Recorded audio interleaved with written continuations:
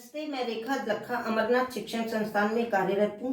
जैसा कि आप सब जानते हैं, कोविड-19 की वजह से पूरा भारत लॉकडाउन है और बच्चे अपने घरों में हैं। बच्चों की शिक्षा का ध्यान रखते हुए हमारे श्रद्धेय प्रधानाचार्य जी डॉक्टर अरुण कुमार वाजपेयी जी ने उनके लिए ऑनलाइन शिक्षा की व्यवस्था की है।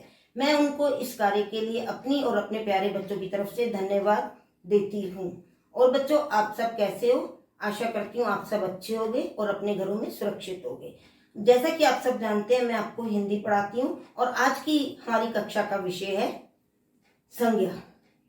जैसा कि आप सब जानते हैं, यह संसार तरह तरह की वस्तुओं से भरा हुआ है।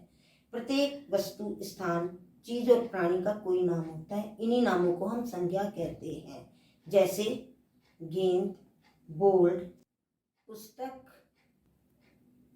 टोपी। बच्चों, अब हम संज्ञा की परिभाषा पढ़ेंगे।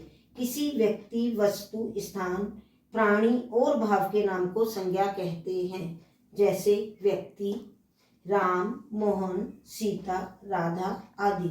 बच्चों, जितने भी नाम हैं, आपका नाम, आपकी बहन का नाम, आपके माता पिता का नाम, वो सभी संज्ञा होते हैं, क्योंकि उनका कोई ना कोई नाम है। वस्तु, मेज, कुर्सी, घड़ी, पंखा आदि। बच्चों, इस संसार में जितनी भी वस्तुएं हैं, उनका कोई ना कोई नाम होता है, इसलिए ये सब भी संज्ञाएं। जैसे आपके घर में सोफा सेट, मेज, कुर्सी, पंखा आदि। स्थान, मथुरा, आगरा, दिल्ली, पंजाब आदि। बच्चों, जितने भी शहर हैं, बड़ा है, छोटा है, कोई गांव है, वो सब भी संज्ञा कहलाते हैं, क्योंकि उनका कोई ना कोई नाम होता है। प्राणी, मोर, चिड़िया, शेर, घोड़ा आदि। बच्चों, जितने भी प्राणी हैं, ये जितने भी जीव हैं, चाहे छोटा जीव है चाहे बड़ा जीव है, उसको हम किसी ना किसी नाम से पुकारते हैं, इसलिए वो सब भी संज्ञा हैं। भाव, दया, क्रोध, प्रसन्नता, मधुरता आदि। बच्चों, जितने भी भाव हैं, ये सब भी संज्ञा कहलाते हैं, क्योंकि इनके द्वारा हम अपने अनुभव प्रकट करते हैं, अपने भावों को प्रकट करते हैं।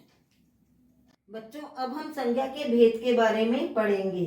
संज्ञा के 3 भेद होते हैं: व्यक्तिवाचक संज्ञा, जातिवाचक संज्ञा, भाववाचक संज्ञा। व्यक्तिवाचक संज्ञा किसी विशेष व्यक्ति, वस्तु, स्थान का बोध कराने वाले नामों को व्यक्तिवाचक संज्ञा कहते हैं। जैसे देव, मथुरा, यमुना, गुलाब, हिमालय आदि। बच्चों, अब आप इसे अपनी कॉपी में नोट कर लीजिए।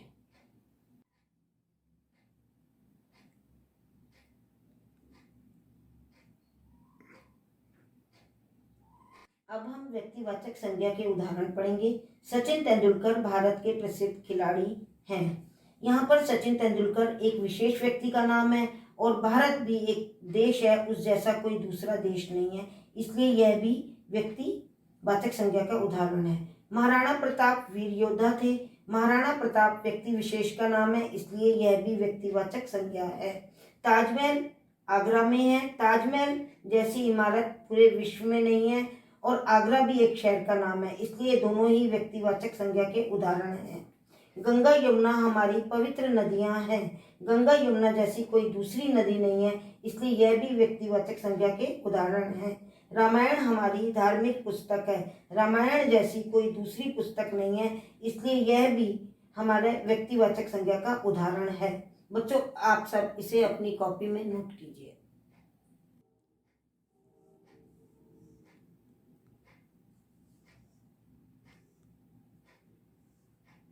अब हम जातिवाचक संज्ञा के बारे में पढ़ेंगे। जिस शब्द से किसी प्राणी, वस्तु, स्थान की पूरी जाति का बोध होता है, उसे जातिवाचक संज्ञा कहते हैं। जैसे लड़का, लड़की, शहर, नगर, गाय, हाथी, घोड़ा आदि। उदाहरण: लड़का मैदान में फुटबॉल खेल रहा है। यहाँ पर लड़का और मैदान दोनों पूरी जाति के बारे में बता रहे हैं, किसी विशेष व्यक्ति, लड़के या मैदान के बारे में नहीं बता रहे, इसलिए यह जातिवाचक संज्ञा है। गाय दूध देती है। इस प्रकार से गाय भी एक जातिवाचक संज्ञा के अंतर्गत आती है, क्योंकि यह विशेष किसी गाय का नाम नहीं है, इसलिए यह भी जातिवाचक संज्ञा है। बच्चे पढ़ रहे हैं। बच्चे सभी बच्चों के बारे में बता रहे हैं, इसलिए यह भी जातिवाचक संज्ञा है। शेर जंगल का राजा है, यहाँ किसी विशेष शेर का नाम नहीं आ रहा, किसी शेर के आगे बब्बर नहीं लिखा हुआ, और जंगल भी कोई विशेष जंगल नहीं है, इसलिए यह जातिवाचक संज्ञा है। छात्र लिख रहा है, छात्र भी सभी बच्चों के बारे में बता रहा है, सभी विद्यार्थियों के बारे में बता रहा है, इसलिए यह भी जातिवाचक संज्ञा है। बच्चों अब आप सब इसे नोट कीजिए।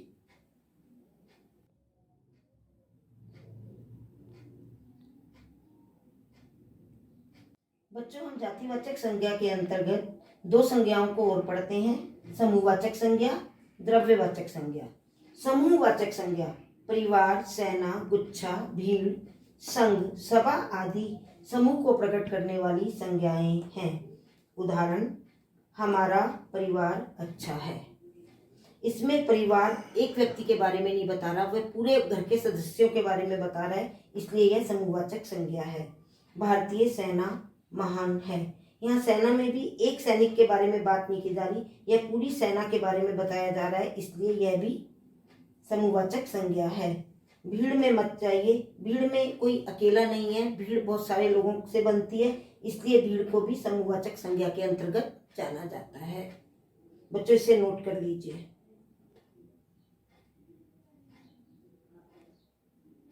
अब हम जातिवाचक संज्ञा के अंतर्गत द्रव्यवाचक संज्ञा को पढ़ेंगे। द्रव्यवाचक संज्ञा जिन शब्दों से ठोस, तरल पदार्थ और धातु का बोध हो उसे द्रव्यवाचक संज्ञा कहते हैं, जैसे तेल, घी, पानी, सोना, चांदी, लोहा आदि। उदाहरण, सोने से आभूषण बनते हैं। हमें रोज दूध पीना चाहिए। बच्चों इसे आप नोट कर लीजिए।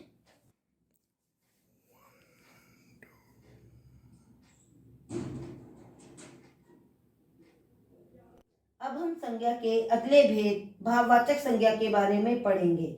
भाववाचक संज्ञा जो शब्द गुण, दशा, भाव आदि का बोध कराते हैं उन्हें भाववाचक संज्ञा कहते हैं, जैसे भलाई, बुराई, बुढ़ापा, बचपन, खुशी, वीरता आदि। उदाहरण, गांधी जी ईमानदारी और सच्चाई के प्रतीक थे।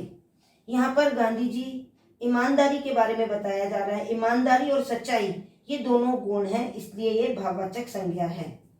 तुमसे मिलकर बहुत खुशी हुई, यहाँ पर भाव के बारे में बताया जा रहा है, खुशी एक भाव है, इसलिए यह भाववाचक संज्ञा हुई।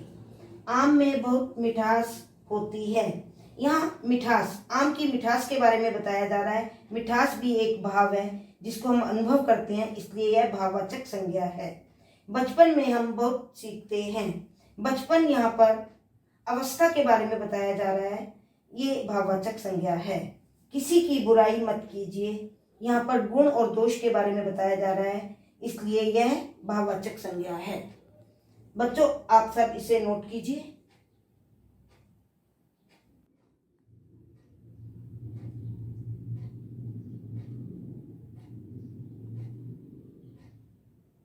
बच्चों अब हम शब्दों से भाववाचक संज्ञा बनाना सीखेंगे।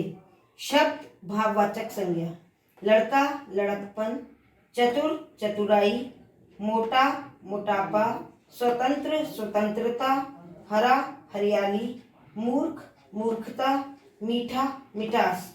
आप सब इसे नोट कर लीजिए।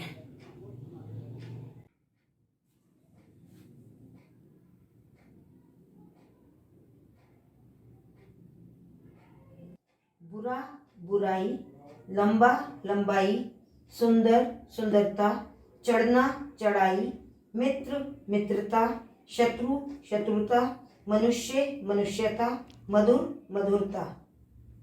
अब बच्चों इसे नोट कर लीजिए।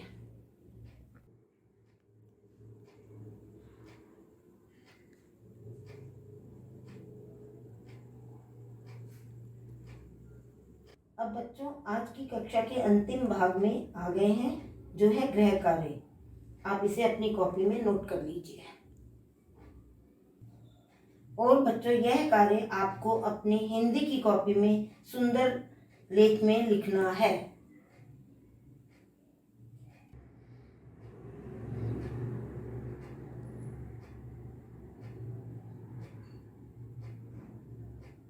बच्चों बस आज की कक्षा में इतना ही।